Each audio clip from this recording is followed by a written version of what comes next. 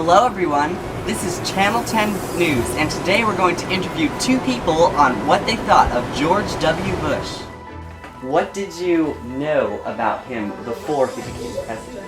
I liked his honesty. What did I say? Okay. Because he said he used to be an alcoholic, and later I read up on that, and that, you know, he came to Christ, and then he changed his life, and he never drank after that. He only drank like near beer. So I liked that, and I liked his policies that he wanted to put in place, you know, like he was anti-abortion. Well, the first one is, what did you know about him before he became president? I knew that he was the president's son, Okay. George H.W. And I knew that he was a Republican, and he was looking out for America's best interest. Okay. What did you think of him when he became president? I don't think he didn't go back on his promises that he, you know, told everybody the things that he wanted to do. And I was worried more about the Christian part of it, you know, what, you know, he said he was going to do, you know, like with the abortion, which I said before. That was a big thing for me, because a lot of people at the time were voting their pocketbook, and I was voting, you know, my fate. I thought that he was doing real well until 9/11, and I think he took a lot of advice from people that were giving him bad advice. Like Dick Cheney, his vice president, I didn't care for him. I think he was a warmonger, and he was the what do they call it, the military machine in America. Yeah. He was one of them guys that propagated building war machines and fighting forever and all that kind of stuff. We ended up with a 20-year war after that. George followed through with what he said he was going to do.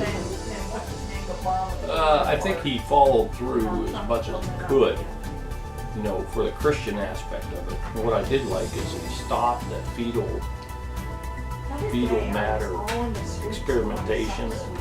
Michael J. Fox hated him for it because he had a disease that needed to use that, and George W. Bush stopped it. He said no more in America.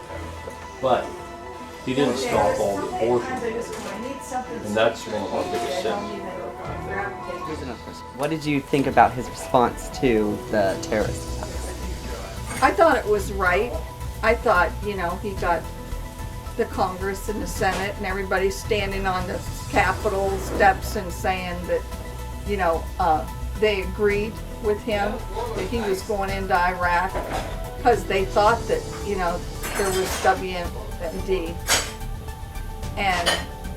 But the problem was they gave him days to get it out of there. That's what I thought, you know, about that. But I thought he was right going in there, but you know, it took years of, you know, money and rebuilding the whole country, and I think his father talked to him about that. That's why he didn't go in, you know, because he knew he'd have to do that before. But I still backed him on that, because you have to take a stand. You have to do something sometimes instead of doing nothing, you know, because they were torturing people, and it was really bad. You know, it was really bad for the people later, but now I think it's getting better for him after years. But that's the way wars and things come out.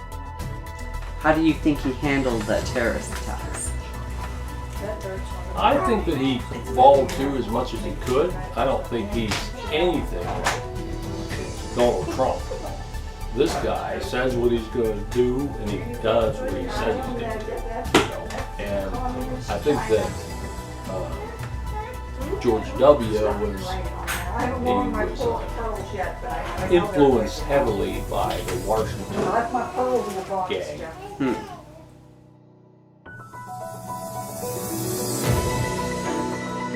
That's all for today, folks. This was Channel 10 News.